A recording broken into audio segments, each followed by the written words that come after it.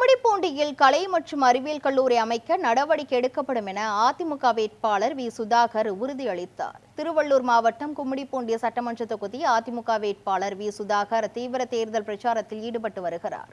பேரூராட்சிக்குட்பட்ட பல்வேறு பகுதிகளில் கூட்டணி கட்சிகளுடன் இணைந்து இரட்டை இலை சின்னத்திற்கு வாக்கு சேகரித்த அவர் பொதுமக்களிடம் நேரடியாக சந்தித்து ஆதரவு கோரினார்.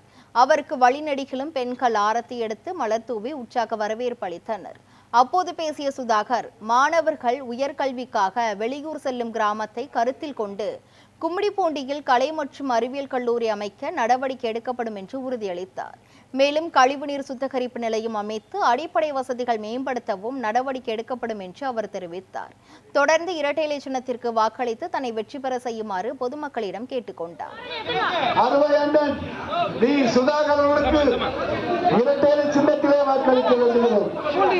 தாய்மார்களே, பெரியவர்களே, உங்களது சின்னமாக தெரிவித்துக் கொள்கிறோம்.